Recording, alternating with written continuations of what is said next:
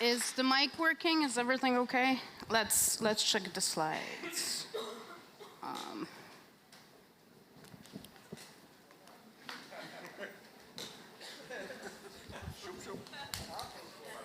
All right. Ooh, that's too much. Okay. Hello everyone. Cześć. Привет. I'm grateful for you to be here and for myself to be on yet another edition of SOAP conference. Hopefully you're more energized after the break. Topic, why e-learning is not the future of education, is something that came to me after and during the first time of lockdowns. Whether here or another country, it doesn't really matter, but we all were in the situation when we had to stay at home and kind of switch. And working in e-learning, I don't only know people also from e-learning and doing distance learning, I also know educators that taught in schools or had classes somewhere in physical locations. And some of them, as probably, if any of you work in e-learning, you probably were in the same situation when other people would come up to you and ask for some tips and tricks how to do it, how to switch. Like they had math classes at school, and then now suddenly someone told them to use Teams, what is Teams and everything. And I thought that it's a completely different situation to my own experience, because working in e-learning, we kind of believe, hopefully, or at least some of you believe, as I do, that e-learning can influence how the future of education would look like. Whether it's the future or not, we'll see, but we do kind of believe, and obviously otherwise we wouldn't be working in this field. But people from physical locations came up and said, well, I don't understand how that works, I don't know how to approach it, this is crap. And that was the very, very beginning of what was happening. And afterwards, this is context, but it's going to be important. So afterwards, I started talking to different teachers and even students and trying to figure out from them what was their experience, how was the transition, whether it's different after 3 months of doing classes and sitting at home, whether it's the same, do they want to come back to class, to the classroom and everything.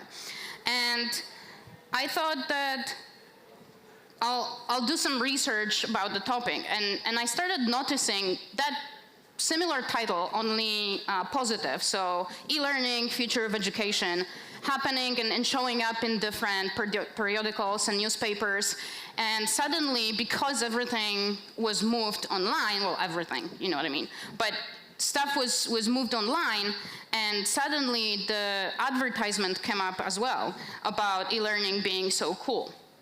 And I was wondering, comparing that title and comparing that information with what was happening between me and my friends, I thought, well, I don't know if this is true, so maybe this is an interesting topic to do some research on and see where we're going in terms of the division and the difference between people from e-learning business and area and people that were faced in the situation to move to that area. So this is how this study came about, and I did some research with teachers and students of different grades of school. So I had high school mostly and primary school, and students as well. So those answers are real. It's not everything, obviously, but answers are real, and everything is based on my conversations, my interviews, and surveys that I did with actual working people. A content warning in a content conference.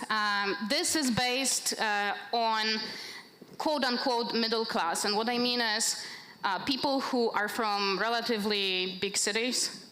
They have access to internet, they can commute to their schools. And that's because this is my experience and this is where I come from. And I'm aware that there are different exclusions, and I'm aware that especially in those times 2 years ago, people who are from smaller cities who have to share laptops with other kids or with their siblings, I'm aware of that situation, and I'm pretty sure we all are. However, I don't believe that I should be talking for those people, and unfortunately, I don't have any.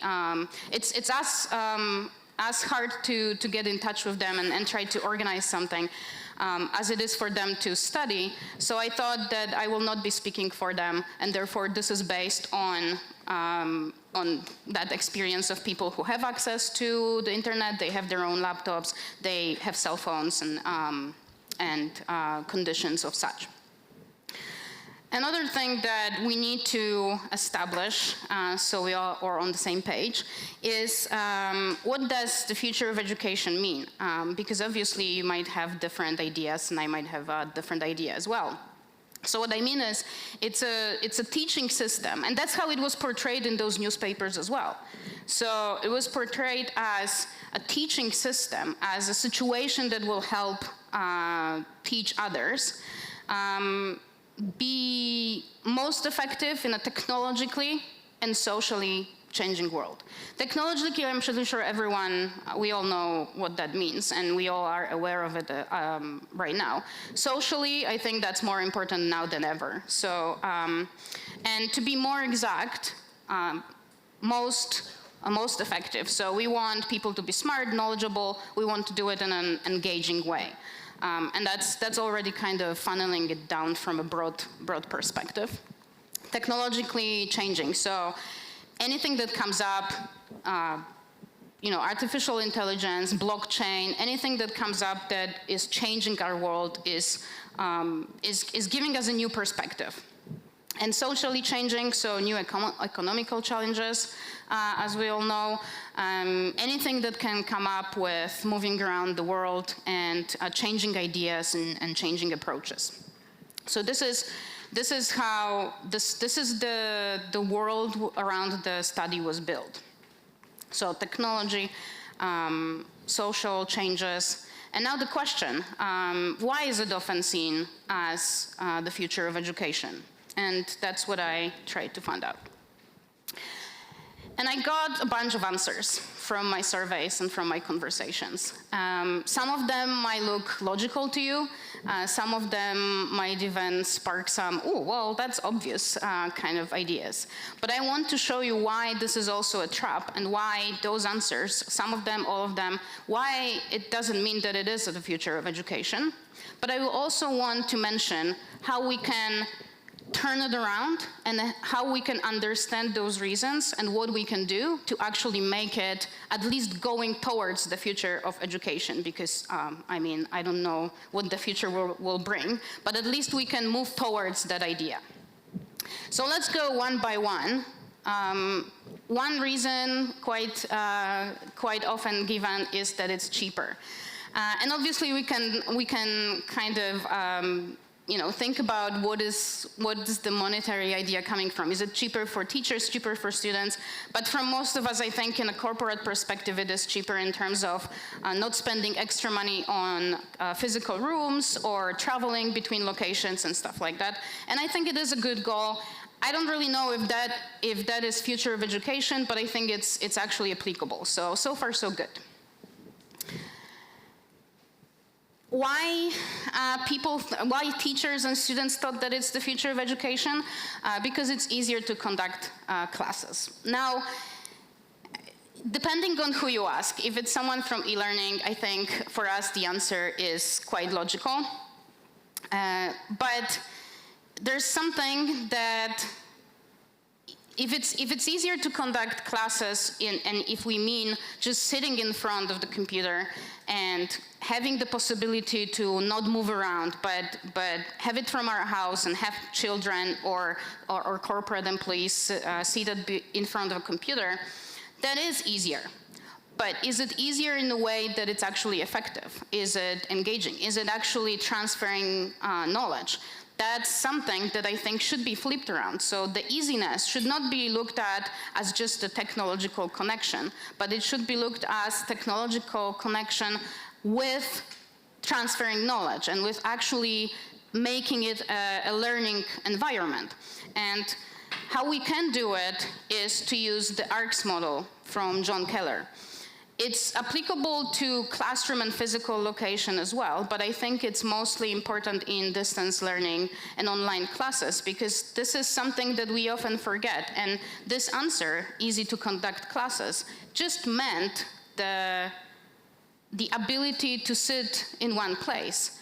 But it didn't mean, again, it didn't mean, I just want to drive the point forward, like it didn't mean transferring knowledge as well.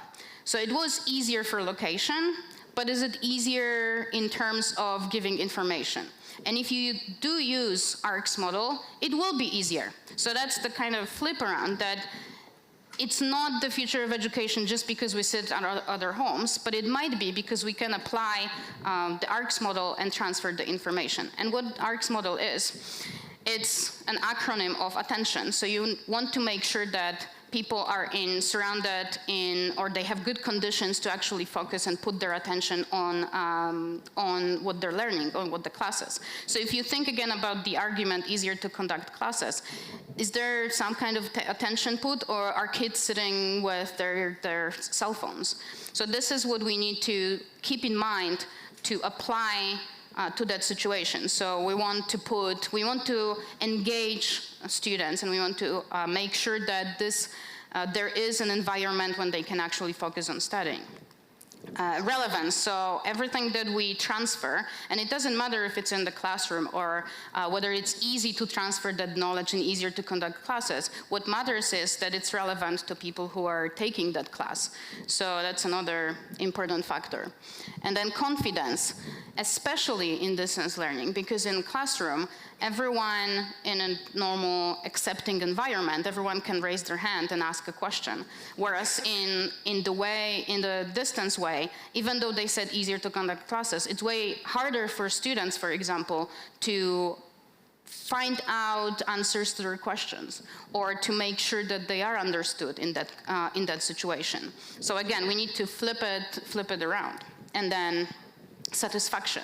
So giving people satisfaction after they complete a task, and I think that applies to both adults and children as well. Definitely applies to me. Yeah, so it is easier in terms of technology, but it's not so easy in terms of how that information and learning happens in that technology. All right.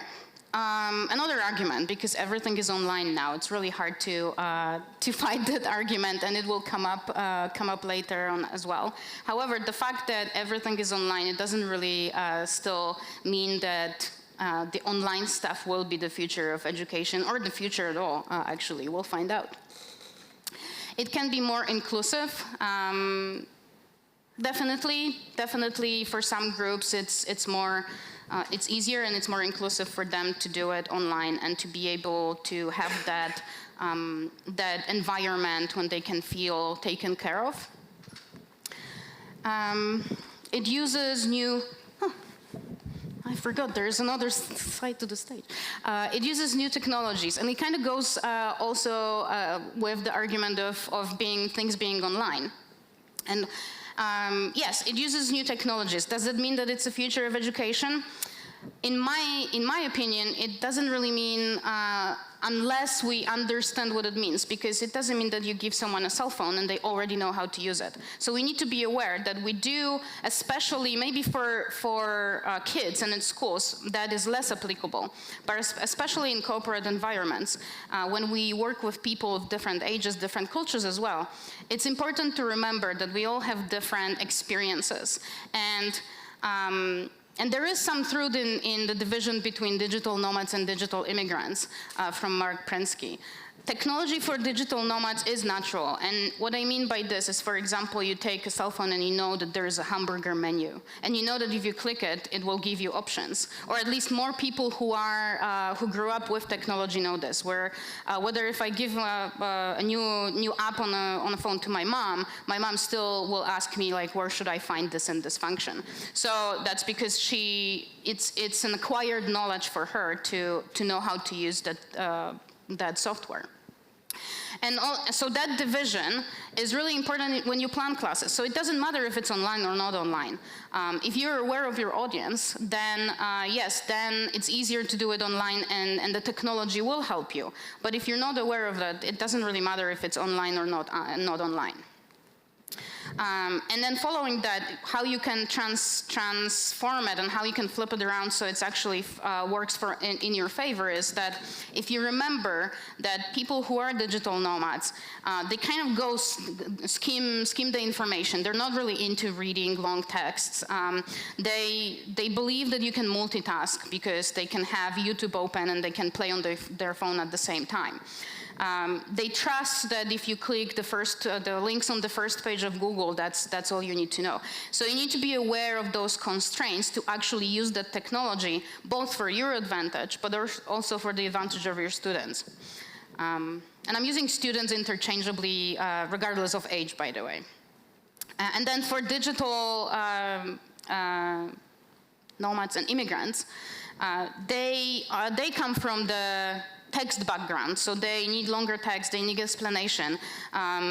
Like they used to go to the library to find out stuff. So again, this difference will help you to plan and use the technology for your advantage. Without this, I don't believe that from that perspective of online and new technologies, the e-learning is the future of education.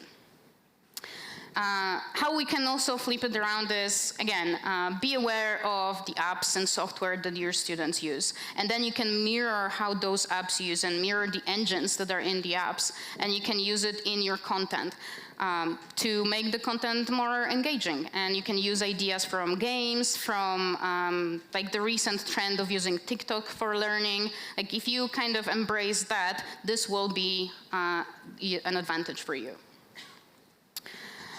It uses current channels for learning, and I think channels, what I mean is you can do it on TikTok, you can do it on Instagram, but also you can do it on your laptop, or you can do it asynchronously, or you can use machine learning. And we have a lot of, and that's not even everything. And then depending on whatever the division is, you will have different lists. But again, does that mean that it's the future of education? Because if you use a video, like a couple years ago even, putting a video in your content was quite interesting. It was still a little bit like, oh, there's a video, I'll watch it. Right now, it's not that new anymore. So putting this just because it's a video, or putting article just because it's article-based, or putting a game just because gamification is a word, it doesn't mean that it's going to be useful for your students and it's going to create any kind of future education. It's more engaging. Again, advantage or disadvantage. And I think that was one of the big reasons, because everyone thinks about all the games and badges and notifications that you get and little things that happen on the screen. And from my perspective, again, it depends really how you approach the subject. And the curve of satisfaction usually is linked with software on your phone. However, I think it applies, and I'm definitely guilty, and I wonder if any of you will feel, not guilty, but actually feel connected with whatever happens with the curve of satisfaction.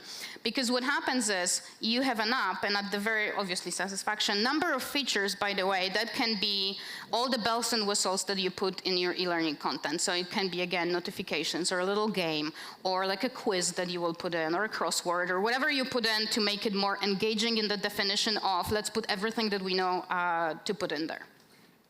So it starts with, and if you think about software on your cell phone, it starts like, oh, okay, this is a good app. I wish they had this function that would make it better. And then they add the function like, oh, nice, that's what I needed.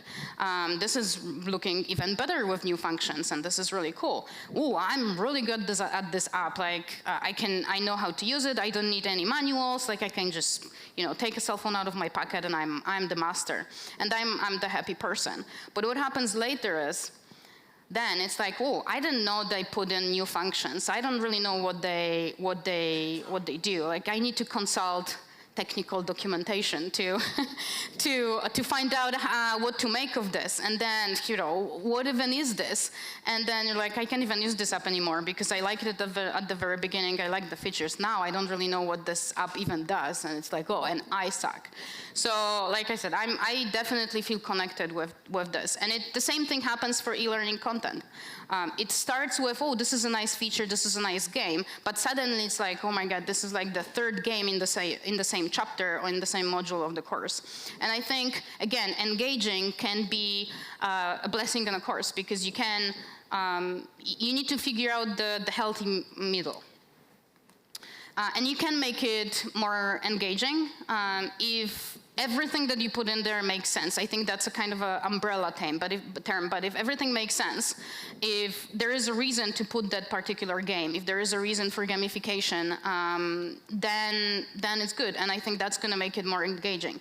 If everything is balanced, so it's not too many games, but also not a lot of questions, and you can kind of figure out the healthy balance, again, that's going to be really beneficial for your students.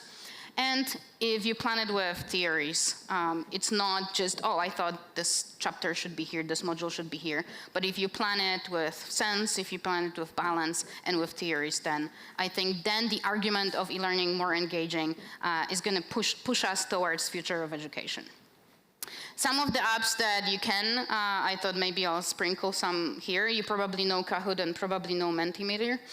Something that is less known, EduCandy, really good for topics that are not really serious, but you can use some of the activities from the site, and it's free. And another free resource, at least for part of the of activities, is Flippity. And a favorite of mine for discussion is Kialo. It's kind of like a discussion club, but online, and you can curate the discussion as well. So you do have access, or there is access to multiple things that can make e-learning engaging. Just remember to put it with sense and with balance.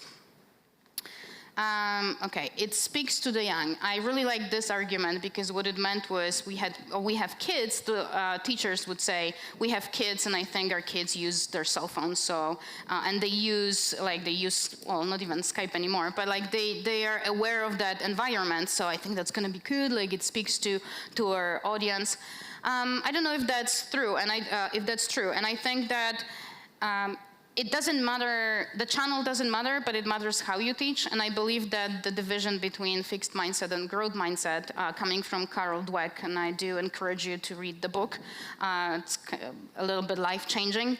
I think this, and also you can apply this to corporate learning, to kids, to your own kids, or to yourself. And I still struggle with this. It's not so natural, doesn't come too natural, especially for people who are educated in Poland. But opening up to mistakes, opening up to feedback, looking at what we do as a continuous road where you can upgrade your skills. And if you can paint now, it doesn't mean that you cannot paint in the future. Passing that through, that speaks, and that should speak to the young. It doesn't matter what the channel is, if you can get them interested, and I'm pretty sure if you teach, you know this, if you can get them interested, if you can get the topic, if you can communicate with them and curate this natural curiosity, and this is gonna speak to everyone, not only to the young, no matter the channel. So again, I don't think that e-learning especially makes it for the future of education in this regard. You can choose your courses, and I think that's it's really hard to fight with this one. Something that I noticed doing my research was that meant that we can create content of whatever topic there is and put it online and kind of let it live there and encourage people to go and do it. However, if there is a lot of puzzles, but you don't really know how to connect them together, that's not going to work either way. So it's not going to be the future of education if it just lives on the website and you hope someone comes in and clicks on this particular course. So again, we need to flip it around, and from that, we need to take the information,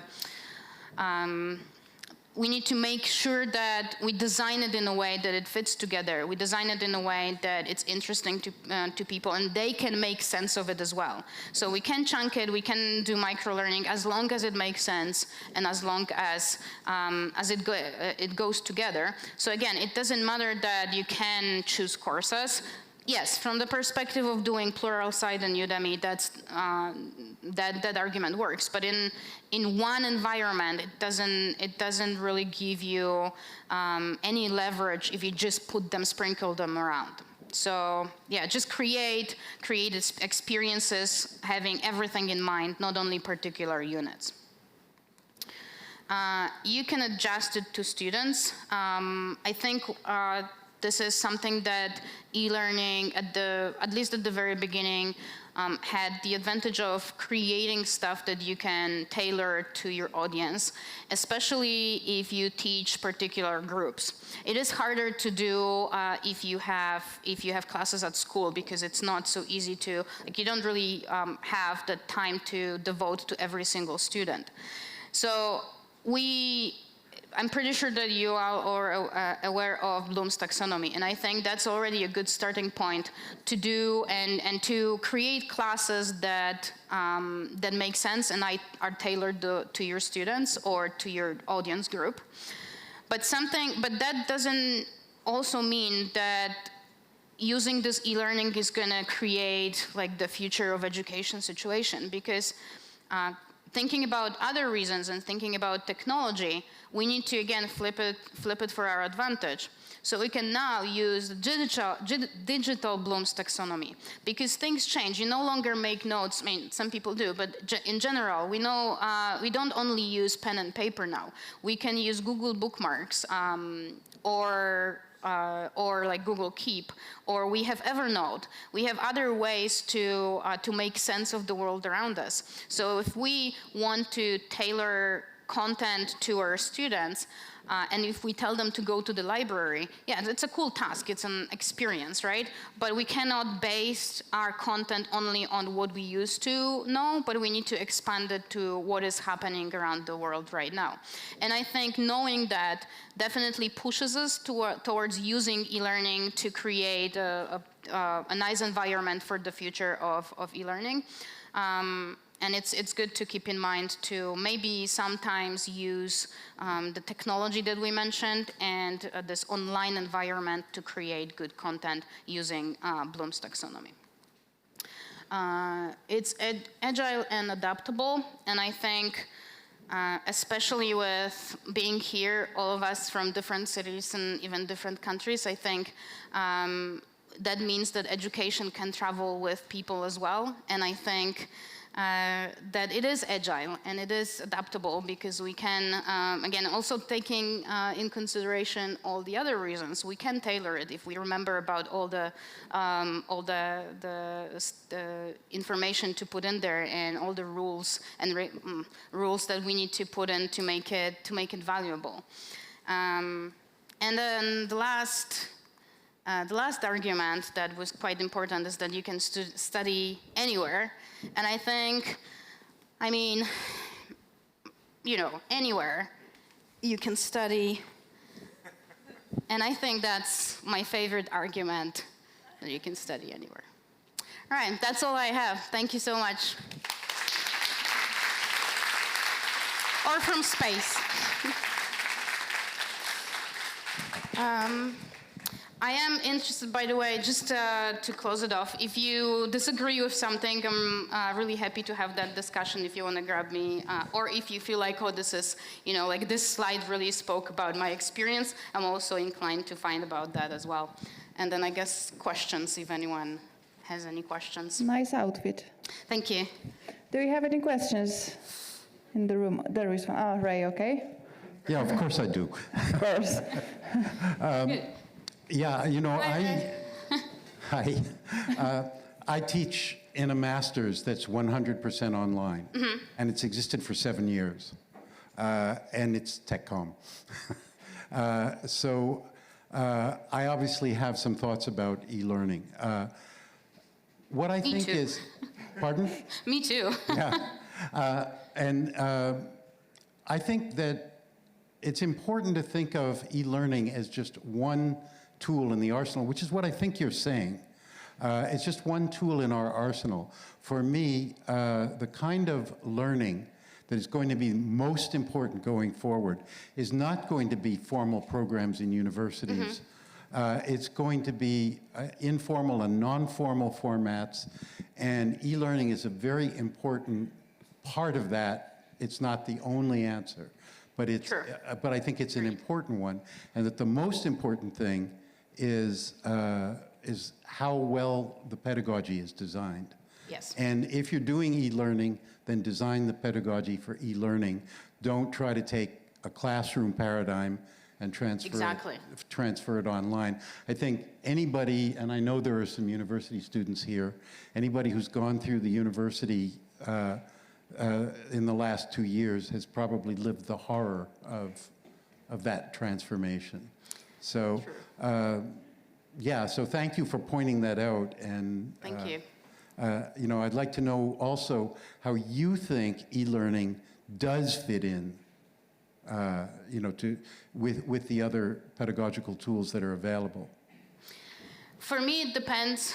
I strongly believe in know your audience. So for me, it always depends who I'm designing classes for. And I think depending on, even based on different groups, I think what the future will bring, or where e-learning kind of lands, is it's going to be, as you said, only one tool, but not necessarily amidst other tools, but amidst other ideas. Because I believe that we will be putting more pressure on learning happening here, not happening here, not happening here. So I can have that, and I can study anywhere, but if I'm not putting my own thoughts, if I don't have an open mind, if I don't have the growth mindset, it's not going to happen. And I think this is something that I took from my study as well, that a lot of people were looking at it from like an implant, taking the same idea here. And that's why suddenly some of the arguments would say it's the future of education, but apparently if you really dig deeper, it doesn't really work that way. So yeah, but I think thinking and, you know, I also made this presentation because I thought that we need to get rid of all the fake news surrounding e-learning, especially after this time. So I think, again, thinking and knowing where to look and knowing how to plan it, it's going to stick with us.